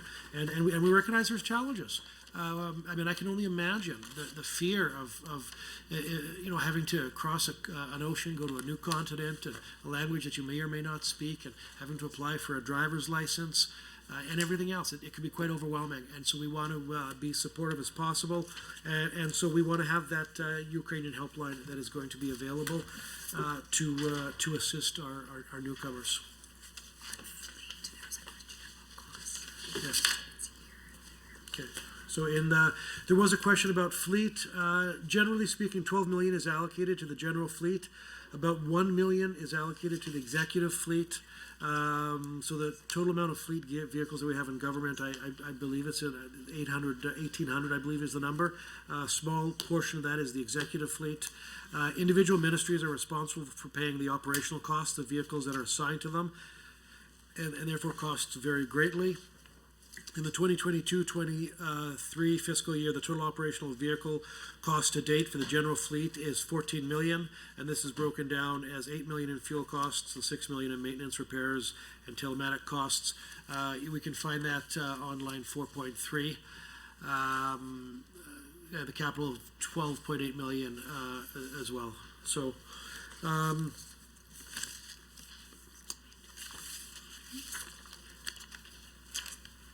And received some questions on the procurement council, and this is a tough one.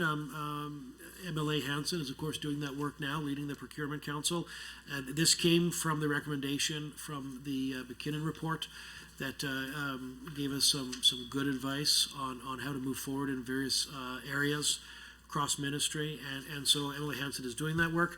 But quite frankly, you're on page 10 on that one, and we're still on page 1. We're just starting that process. Who the intention is to be on this procurement council is other people in the procurement industry, companies that actually will be purchasing things through government. Anyone in this industry that is a self-identified expert. Both we want small business, we want large business, and we're trying to cast the net wide to get as many people onto this procurement council as possible, so that we could learn. Thank you so much, Minister. Now we'll head back to the government side. Thank you, Chair. Through you to the Minister. First of all, Minister, I want to thank you for all the work you have done for the Ukrainian community with the helpline, translation of documents online. It has made the world a difference for the newcomers, and they're not always able to find a translator. So this is fantastic, and thank you very much for that. Minister, I know you're very thorough and engaged with all your stakeholders. So how do you engage with industry stakeholders to identify areas of red tape that can be eliminated or reduced?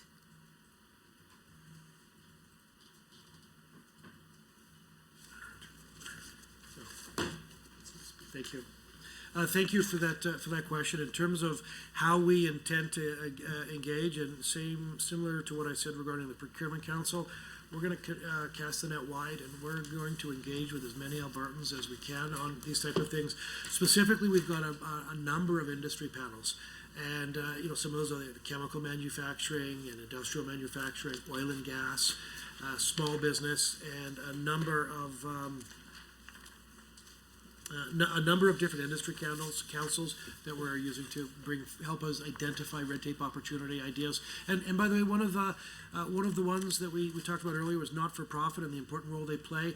This was one of the successes. I couldn't have been more proud of the job that council did, because I believe that we ended up implementing, if I'm not mistaken, it's 15 out of the 16 recommendations that were brought forward by the nonprofits. There's only one that we didn't get accomplished, and that's going to be completed in 2023.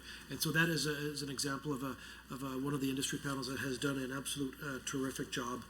Now, since 2019, government has completed more than 575 RTR initiatives, saving Albertans and Alberta businesses $2.1 billion. 156 of these were directly informed by recommendations from the 9 industry panels representing Alberta's key economic sectors that I had just previously mentioned. Thank you, Minister. Chair, if it's all right with you, I'd like to cede my time to my colleague, the Honourable Tanya Fair. Thank you, Chair. Through you to the Minister. Thank you for the fantastic work that you and your team are doing in Service Alberta and red tape reduction. Many of us that came into politics from the private sector were probably warned coming in of government works a little bit differently than the private sector, and I think there's many things government does extraordinarily well, but many areas where they could improve, and I think red tape reduction does great work through that, particularly through the industry panels and getting feedback directly from those in the know. So thanks for the great work your team is doing. But I think I would want to ask some questions around the residential tenancy dispute resolution service. I'm aware that the residential tenancy dispute resolution service, say that 5 times fast, it's an important system that helps tenants and landlords resolve disputes over their tenancy agreements in a timely and fair fashion. And the service does play a really crucial role in ensuring that both parties can resolve conflicts without the need for expensive and time-consuming court proceedings. So when it comes to handling urgent tenancy disputes, such as disputes over eviction notices or repairs required for a property, or disputes over deposits, the system needs to perform at a high level to ensure the tenants are not left without proper housing and landlords are not unfairly impacted by those disputes. It has to be able to work for both landlords and tenants. And we all know someone who has experienced a tenancy issue. The department's performance in handling these disputes is critical in maintaining public trust in the RTDRS and ensure that the needs of both, again, landlords and tenants are met in a timely and satisfactory and fair manner. So I see on page 118 of the Ministry Business Plan that during the 2022-2023, only 41% of urgent tenancy applications were heard within the established 15-day timeline. So I'm hoping the Ministry could explain some of the reasons why this percentage was so low. Sure. Thank you for the question. And I just want to go back, and I appreciate your earlier comments about the great work that's happened in RTR. But here, the result, the reality is that I get the honor of carrying the mantle across the finish line. But it was the heavy lifting that you did when you were in that role. So I thank you for that work. Certainly, you led that charge along with Grant Hunter and did some amazing work. Your point on RTDRS is bang on. It's something that we were not hitting our performance targets on, and I'm happy to say that once again we are meeting the performance targets on RTDRS. The government responded to the surge in demand for residential tenancy dispute resolution by increasing the number of staff this fiscal year. This increase in resources, accompanied by a modified scheduling strategy to increase efficiency, has meant that RTDRS has been achieving its performance targets since November of 2022. With these important changes, it is expected the RTDRS will be meeting its performance targets for the foreseeable future as well.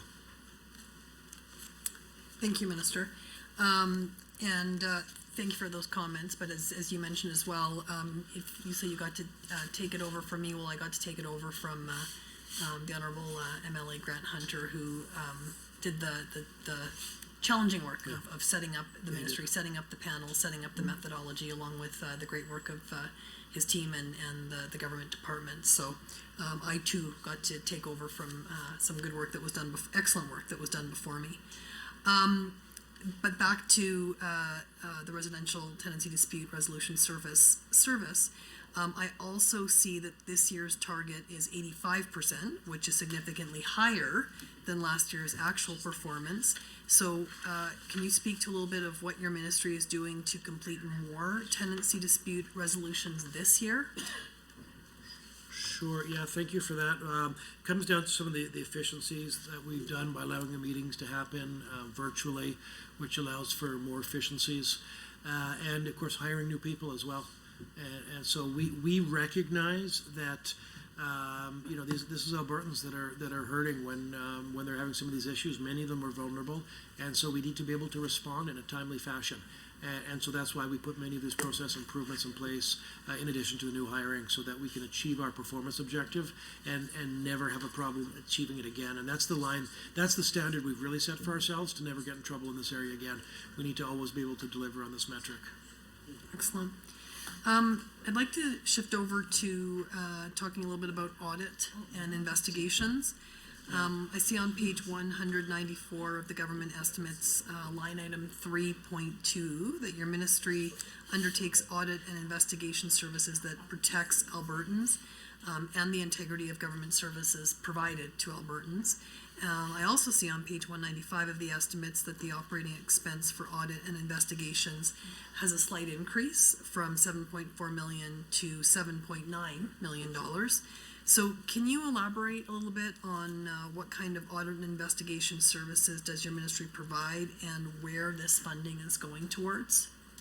Yeah, thank you for that. This is some important work that we're very proud of. Alberta's government is committed to ensuring that consumers are treated fairly and ethically in the marketplace. This small budget increase will help ensure that staffing levels needed to do this work can be maintained. It's the government's job to protect Albertans from being taken advantage of, and we want Albertans to know that we have their backs. The Consumer Protection Act prohibits businesses from charging a price that grossly exceeds the price of a similar good or service without informing the consumer of the difference and the reason for that difference. Now, I should say that consumers can report suspected unfair practices, including pricing without explanation on grocery items that grossly exceed the price for a similar item, to the report of ripoff line at 1-877-427-4088, or file a consumer complaint online at alberta.ca. Service Alberta and Red Tape Reduction protects Albertans through investigation of potential violations of consumer protection and tenancy laws. Businesses found guilty can be fined by the courts up to $300,000 or receive up to 2 years of jail time. Later this year, the Competition Bureau of Canada will release a report from its investigation into grocery price fixing conducted between October and December of last year, and we look forward to receiving that report and acting accordingly. The Special Investigation Unit and the Compliance and Audit Branch help protect and ensure the integrity of government registry, student aid, and doctor billing systems through both protective audits as well as the investigation of potentially illegal activities. For example, both Advanced Education and Health sent out cases of fraudulent activity for further investigation. Charges can then be laid towards these individuals, as we just recently saw with respect to one Edmonton doctor in 2022 that had overbilled to the tune of millions of dollars. The investigation unit also provides services to motor vehicles to ensure the integrity of the Alberta driver's license and ID card. And I have to say, I went for a tour of this unit, and it's amazing. They are a special investigative unit with some pretty incredible tools at their disposal to get this job done. One of them, of course, is facial recognition software and other forensic type of tools. And I was actually quite surprised. Thank you so much, Minister. Back to the official opposition. And one last college try, if we can go back and forth. let's keep it the way it is. It seems to be working. And here I thought being a Please- neighbor with the please minister would give me an in. Please proceed, member, with your question. Anyway, it's so great to see that we've been talking about red tape. I don't think we've talked about red tape at committees across the entire term more than we have here this evening, which, obviously has been a major focus for the government since 2019. It was mentioned throughout every business plan for every ministry, including targets and metrics. This ministry, of course, was originally projected to spend somewhere between 10 and 12 million of taxpayer dollars over the course of the 30th legislature. And now here we are in 2023. It's on its third minister. And as I look across the business plans for each ministry, there's only a handful that barely make mention of the word red tape. So I'm hearing about all this pride around red tape reduction, and yet we seem to have almost abandoned it. So I'm just wondering why that is, Minister. Also in reference, on page 118 here with the 2 million, I know there was a lot of posturing by the former Premier and the former red tape minister about interprovincial red tape. We all know that Alberta dropped several regulations around trade, and I'll just paraphrase very quickly here. Hopes that other provinces will do the same. I've had many discussions and consultations over time, for example, with the Alberta craft beer industry, who say they can't get into, for instance, the Ontario market in the same way that Ontario producers can gain access to the Alberta market. I'm just wondering if there's been any progress with regards to other provinces reducing their red tape to kind of level that playing field, or are we still just kind of hoping and praying that our producers will get a chance here rather than having everybody else come into Alberta and eat their lunch? A quick reference to outcome 2 on page 117 of your 23 business plan in 2.1. Lead government red tape reduction efforts to improve service delivery, remove unnecessary regulatory and administrative burdens on Alberta and businesses. I'm just kind of wondering, one of the red tape reduction efforts was the removal of this 1976 coal policy, which did cause a massive uproar with Albertans across the province. And now as the newest minister assigned to red tape, how are you ensuring that another fiasco like this never occurs again when it comes to removing of old regulations? Are you leading these efforts, or are you simply being directed out of the Premier's office? In reference to outcome 2 again, in 2.2, one clear example of red tape found during the height of the pandemic when business owners were trying to access government funds but were denied because they used the wrong browser while applying. Again, as the new Minister of Red Tape, are you ensuring that this never happens again? And are you directing other ministries to check with you on such matters before they make changes? And then one final quick question before I pass it over to my colleague, Emily Carson. I'm just kind of curious, what appears to be a brand new objective of red tape on page 195 of the government estimates under section 3, specifically 3.2, audit and investigations. This line item has been projected budget of 7.9 million. This would be a significant increase in the budget for red tape by approximately 75%, all in one shot. What kind of red tape audits and investigations are taking place? And are they due to any other hastily removed regulations? And then finally, around some of the removal of regulations by the former Environment Minister under the guise of red tape with reference to the incident at Curl Lake.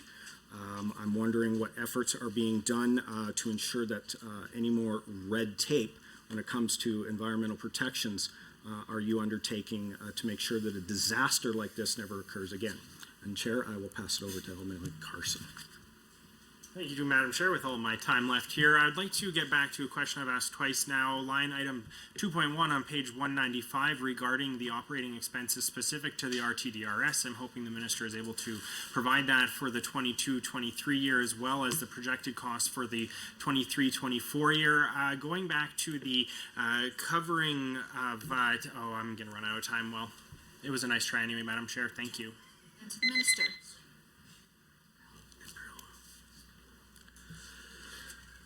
How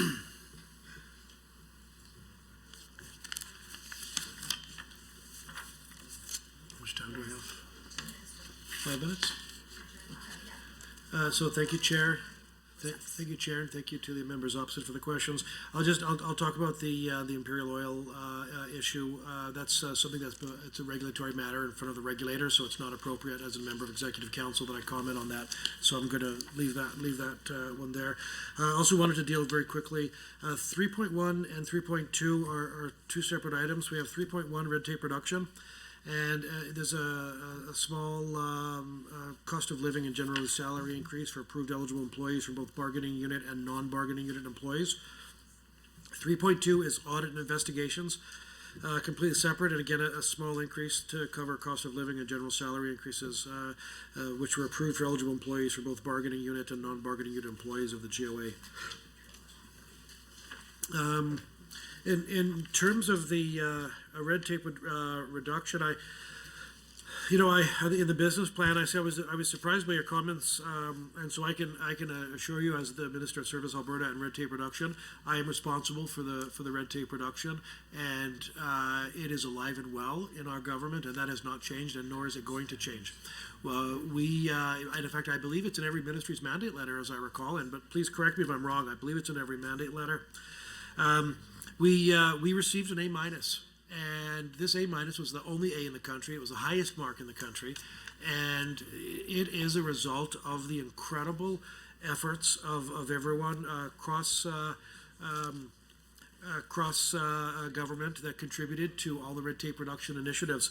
And I mentioned it before, at every trade mission that I've gone on, the message is the same. We've reduced corporate taxes, we've cut red tape, we have a business-friendly environment, and we're open for business. And the example that I give them is the designated industrial zones.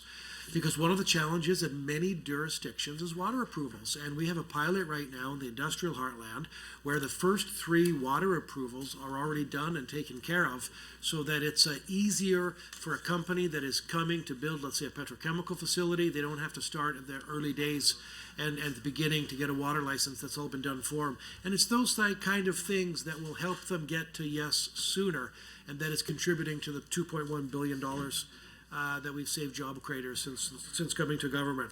So I just want you to say that red tape reduction is alive and well at the GOA, and we have eliminated a net 30% reduction of the red tape, and we will get to 33% by the end of 2023. The conversation that we're starting to happen that we're having now is what happens when we hit 33% by the end of the year? Do we do a stretch target of another 10%, or do we make it more of an outcomes based? And we are starting to see in other jurisdictions that they are focusing on a more of an outcomes based approach, or do we have a hybrid and have both? We haven't decided. Certainly would love some feedback from you on that, what you'd like to see. All I can tell you is that we are as committed now as ever to reducing the unnecessary regulatory burden that exists in this province, so that we can help job creators create jobs for Albertans, because ultimately that's the win for everybody. There was an example of the Alberta craft beer industry and interprovincial trade in general, and on this one I will just say that. We believe in free trade. We know that it is, through increased competition and more choice for our markets, that we are going to create investment and stimulate the economy and create jobs. And listen, we have always said that Alberta leads and the rest of Canada follows. And that is probably nowhere more true than in the case of interprovincial trade. We want to bring down all trade barriers interprovincially. It's unacceptable that it's easier to trade north-south than it is west-east. So we want to bring down those trade barriers, and it means we have to be bold and lead first. we're prepared to do that, and I think that you're seeing that in some of our policies. Because we do have some issues with BC, for example.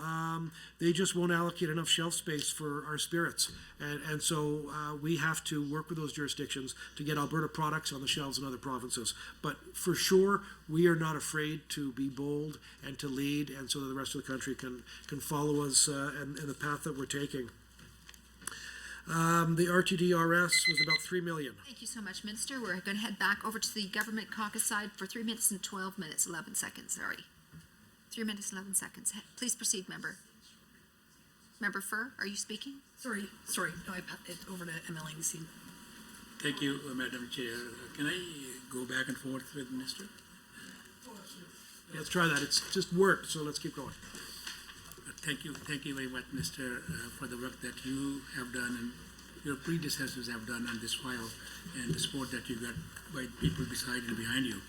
I will directly get into my question because there's a little preamble about this, and this is about land titles, and the preamble is not so good. But I will just take you to line item 2.2 of the operating expense for programs in the Department of Service Alberta and red tape reduction section of the budget shows that the ministry has allocated additional $2.55 million in operating expenses to land titles, your favorite subjects. Can you comment in detail about where the funding is going and how it is going to improve the backlog? What are your plans for further reduction, turnaround times for land titles in the coming year? What are your targets for this year? How much of the land titles backlog has department managed to clear through already? How many full-time equivalent FTEs do we have in the department specifically focused on reducing backlog? And finally, are there any plans to further increase staffing levels dedicated to the land title registration process to help speed up the turnaround time? How does this reflected in this current budget? Thank you, MLA. I appreciate the question, and you're absolutely right. I will, I've got predecessors in this role that did a bang-up job, and you also commented on the officials as well, and as many of us in this room know, their goal is to provide fearless advice and then have flawless execution, and all the while doing it while being invisible in the background, and they hate to get accolades for the great work that they do. So, but certainly we all in this room do appreciate it. So thank you for recognizing that. I appreciate it. The money from budget 2023 and the increased staff will allow the backlog to be eliminated this year. Exact dates depend on what the incoming volume will be this spring. The funding will be primarily used for staffing, and actions have already been taken to see results. The Land Titles Office full-time equivalent count was 93 staff in April of 2021 and has increased by 110 today, more than double. Funding is also going to support long-term solutions. Service Alberta and Red Tape Reduction has established a team dedicated to modernizing Alberta's registry systems and will complete this while also reviewing policy and legislation that currently creates barriers.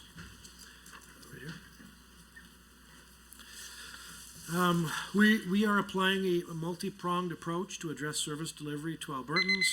I apologize for the interruption, but I must advise the committee that the time allotted for consideration of the ministry's estimates has concluded. I'd like to remind committee members that we are scheduled to meet tomorrow, March 14th at 9 a.m. to consider the estimates of the Ministry of Mental Health and Addictions. Thank you, everyone. This meeting is adjourned.